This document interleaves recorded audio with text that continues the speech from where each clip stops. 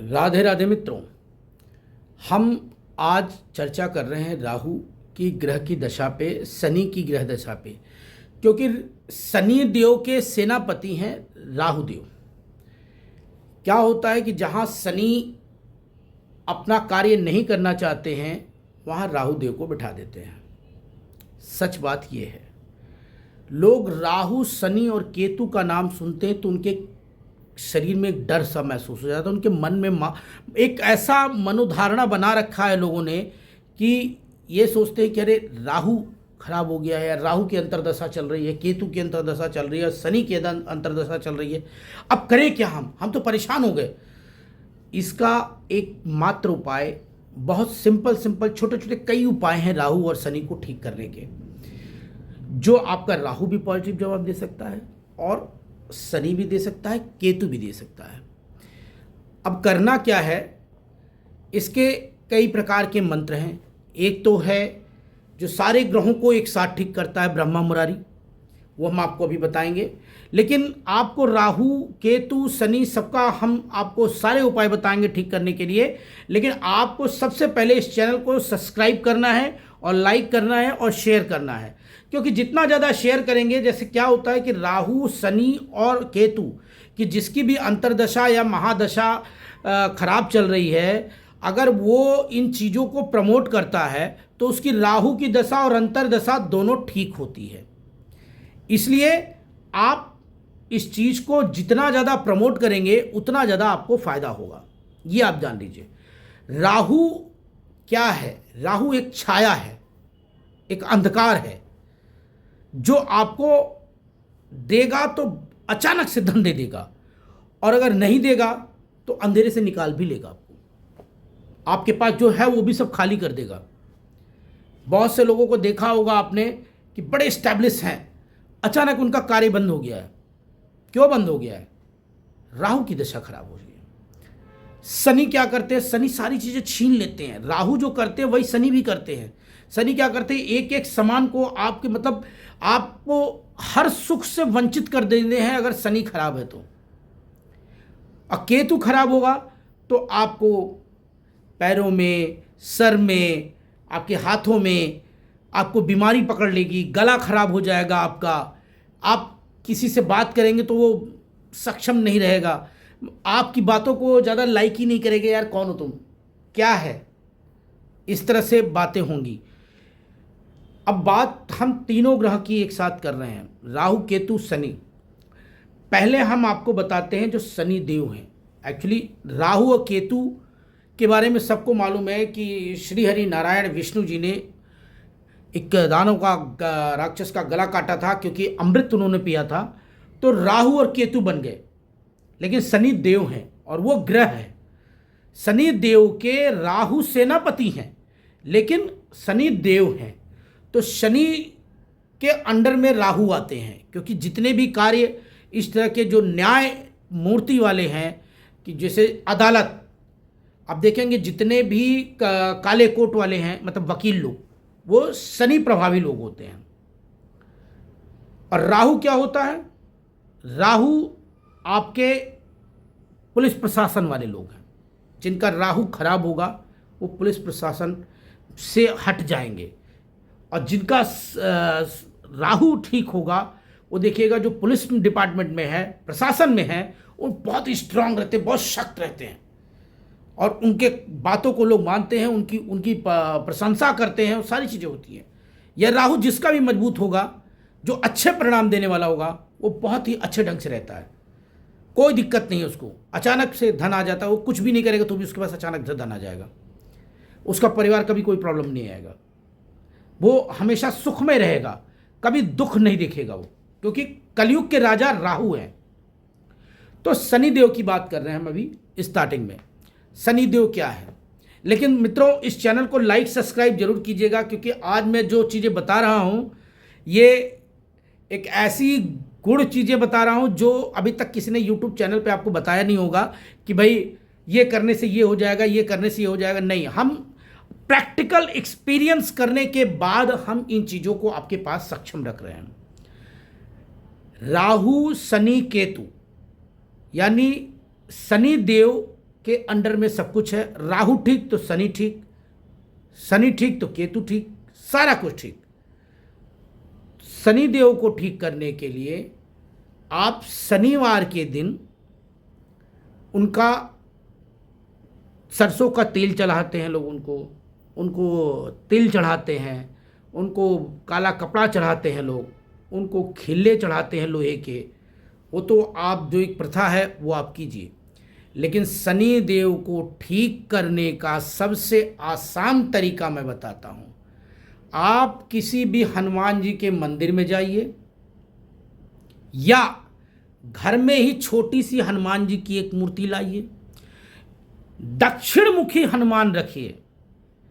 सब लोग बोलते हैं कि पूरा पश्चिम उत्तर ईशान को, नहीं, हनुमान जी को दक्षिण मुखी रखिए आप, और उनको चमेली का तेल का दीपक जलाइए, कपूर उसमें थोड़ा सा रख दीजिए, भीमसेन, और 2 लौंग डाल दीजिए, और हनुमान जी को सिंदूर और तेल, पीला सिंदूर आता है हनुमान जी का, वो चढ़ाइए। और पहले हनुमान जी का मंत्र पढ़िए, हनुमान जी का कोई भी मंत्र पढ़ लीजिए, ओम हम हनुमते नमः, इस मंत्र का भी जाप कर सकते हैं, ओम हनुमते का भी कर सकते हैं। लेकिन हनुमान जी का जब भी मंत्र पढ़िएगा तो सबसे पहले श्री राम का नाम जरूर लीजिएगा, क्योंकि श्री राम के भक्त हैं हनुमान जी। श्री राम जय जय राम, इसको कहने के बाद हनुमान जी का मंत्र आप पढ़िएगा। आपने हनुमान जी का मंत्र पढ़ा, उसके बाद 108 बार हनुमान जी का मंत्र और 108 बार शनिदेव का मंत्र। वो है क्या शनिदेव का मंत्र? ओम प्राम प्रेम प्रम सह शनिश्चराय नमः, ओम प्राम प्रेम प्रम सह शनिश्चराय नमः, ओम प्राम प्रेम प्रम सह शनिश्चराय नमः। यह 108 बार आप पढ़ेंगे। अगर शनिदेव का मंत्र पढ़ने के बाद राहु देव का गायत्री मंत्र पढ़ लिया तो भी आपको बहुत फायदा होगा। या आप राहु देव का एक तांत्रिक मंत्र ओम भ्राम भ्रीम भ्रम सा राहुए नमः, ये भी आप पढ़ सकते हैं। या ओम राम राहुए नमः, ये भी पढ़ सकते हैं। या गायत्री मंत्र पढ़ लिए, ओम नीलवर्णाय विद्महे सेहिकाय धीमहि तन्नो राहु प्रचोदयात्। इस मंत्र को एक बार और सुन लीजिए, क्योंकि गायत्री मंत्र बहुत तेज असर करता है। मतलब कहते हैं कि आप जब बीमार पड़िए तो सबसे क्विक फास्ट जो दवा काम करती है, बॉडी में तुरंत रिएक्ट करती है, वो होता है इंजेक्शन, क्योंकि वो नसों में जाता है और तुरंत रिएक्ट करता है, और बॉडी को उस हिसाब से जब बहुत ज़्यादा मजबूरी हो कि नहीं मेरा कोई काम नहीं चल रहा है, तब आप इस मंत्र का जाप जरूर करिए। डेली 108 बार कीजिए। ओम नीलवर्णाय विद्महे सेहिकाय धीमहि तन्नो राहु प्रचोदयात्, ओम नीलवर्णाय विद्महे सेहिकाय धीमहि तन्नो राहु प्रचोदयात्। इस तरह से आप कहिए। सेहिकाय क्यों कहते हैं? संहिका नाम है एक्चुअली उनकी माँ का, लेकिन सेहिकाय बोलते हैं। राहु अपनी माँ से बहुत प्यार करते थे, और अगर आपने राहु को उनकी माँ का वास्ता दे दिया, नीलवर्णाय विद्महे सेहिकाय धीमहि और तन्नो राहु प्रचोदयात्, इसका मतलब है कि उनको आदेश मिल गया है कि अब आप परेशान नहीं करेंगे, और उनकी माँ का आदेश आ गया, क्योंकि माँ का नाम सिम्हिका है। या सिम्हिकाय नमः, ओम सिम्हिकाय नमः, ये भी कर सकते हैं। या ये कर सकते ओम सिम्हिकाय राहुए नमः, ओम सिम्हिकाय राहुए नमः, ये भी आप मंत्र पढ़ सकते हैं। राहु की तो कई चीज़ें हैं, लेकिन सबसे जो क्विक फास्ट रिजल्ट देता है वो यही देता है, ओम नीलवर्णाय विद्महे सेहिकाय धीमहि तन्नो राहु प्रचोदयात्। ये मंत्र आप पढ़िए। केतु का ओम केम केतुये नमः, ओम केम केतुये नमः, ओम केम केतुये नमः। और सारे ग्रहों को अगर ठीक करना है तो सबसे अति उत्तम चीज मैं आपको बता रहा हूं। कहिए ओम ब्रह्मा मुरारी त्रिपुरांतकारी भानु शशि भूमि सुतो बुधिश्च गुरु शुक्र शनि राहु केत्वा सर्वे ग्रह शांति करा भवन्तु। आप इसको अगर डेली 108 बार पूजा करते हैं और इसको जरूर पढ़ते हैं, पूजा गणेश जी के पूजा करने के बाद कहते कोई भी पूजन कीजिए तो पहले सर्वप्रथम गणेश जी की पूजा आपको करनी ही पड़ती है। बिना कहते हैं कि बिना उनकी अनुमति के कोई भी ग्रह की पूजा या किसी भी देवी देवता की पूजा नहीं होती है। जो बहुत लोग कहते हैं ना, नहीं मैं तो सिर्फ इनकी, नहीं, ऐसा नहीं है। पहले गणेश जी की पूजा हो जाएगी, उसके बाद ही किसी की पूजा होती है, ये जान लीजिए आप। आदेश गणेश जी से लेना पड़ता है। तो गणपति बप्पा का आदेश के बगैर कोई भी देवी देवता का पूजा स्वीकार नहीं है। ये सत्य बात है, ये पुराणों में भी लिखा है।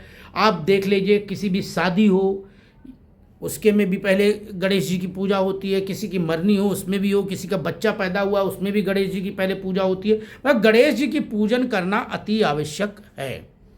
अब हम बात कर रहे हैं ब्रह्मा मुरारी की, मतलब ओम ब्रह्मा मुरारी त्रिपुरांतकारी भानु शशि भूमि सुतो बुधिश्च गुरुश्च शुक्र शनि राहु केतु सर्वे ग्रह शांति करो भवंती या सर्वे ग्रह शांति करा भवंतु, मतलब दोनों चीज़ें आप बोल सकते हैं, लेकिन सबसे अच्छा है ओम ब्रह्मा मुरारी त्रिपुरांतकारी भानु शशि भूमि सुतो बुधिश्च गुरुश्च शुक्र शनि राहु केतु सर्वे ग्रह शांति करो भवंती।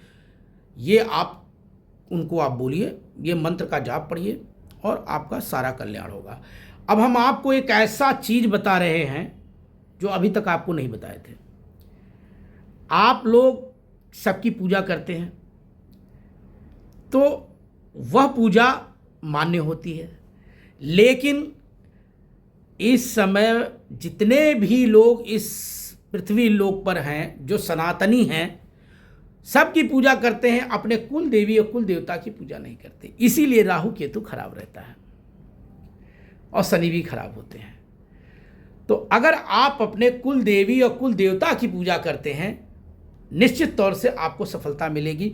बहुत ही आसान सा मंत्र है कुल देवी का। ओम श्रीम कुलदेव्ये नमः, ओम श्रीम कुलदेव्ये नमः। श्रीम लक्ष्मी जी का है बीज मंत्र और कुलदेवीये मतलब श्रीम कुलदेवीये नमः, लक्ष्मी जी ही हैं। तो ये चीज़ है ओम श्रीम कुलदेवीये नमः। और कुल देवता का करिए ओम कुल देवताभ्यो नमः। आपको जो चीज़ बता रहा हूँ एकदम परफेक्ट चीज़ बता रहा हूँ, ये चीज़ कोई बताएगा नहीं। अब ये आपने बोला ओम कुल देवताभ्यो नमः, इसके बाद आप सारे देवी देवताओं का पूजा कर लीजिए, ग्रहों की पूजा कर लीजिए, ग्रहों का मंत्रों का उच्चारण कर लीजिए। उसके बाद जो चीज़ें हैं, आपके पितृ आते हैं। अपने पितरों की पूजा कोई नहीं करता। सब लोग बोलते पितर पक्ष आ गया, 14 दिन का है, आप जल्दी से जल चढ़ाओ, तिल चढ़ाओ, जौ चढ़ाओ। 14 दिन जल्दी से घटे। लोग क्या कहते हैं, 14 दिन अपने घर में प्याज लहसुन नहीं खाएंगे, मांस मदिरा का सेवन नहीं करेंगे और सब कुछ। जैसे ही 14 दिन खत्म हुआ, यार कल से नवरात्र चालू होने वाली है, फटाफट चलो मुर्गा खा लेते हैं, दारू पी लेते हैं, ये सब करते हैं। तो ये नहीं है ऐसा। अगर आप अपने पितरों को कंटिन्यूअस किसी भी दिन से, जिस दिन से आपके पिताजी खत्म हुए, किसी के सोमवार, किसी के मंगल, किसी के बुध, किसी शुक्र, जैसा भी हुआ हो, माता पिता या माँ का भी दिन मान्य होता है, तो अगर आप सिर्फ इतना कहिए ओम पितृदेवताभ्यो नमः, ओम पितृदेवताभ्यो नमः 108 बार अगर आपने रोजाना कर लिया और पितरों का आशीर्वाद आपको मिल गया, तो ये जान लीजिए कि दुनिया की कोई ताकत नहीं है जो आपको हरा दे। कोई ग्रह, कोई चक्कर, कुछ नहीं। सिर्फ आपको इतना कहना ओम पितृदेवताभ्यो नमः, ओम पितृदेवताभ्यो नमः। ये कीजिए, आपका देखिए दिन मंगलमय होगा। और ये जरूर बोलिए नीलवर्णाय विद्महे सेहिकाय धीमहि तन्नो राहु प्रचोदयात्। इस मंत्र का भी जाप कीजिए। आपका 100% दिन बहुत अच्छा गुजरेगा और आप सुखमय जिंदगी जिएंगे। 100% मैं बोल रहा हूँ। राधे राधे।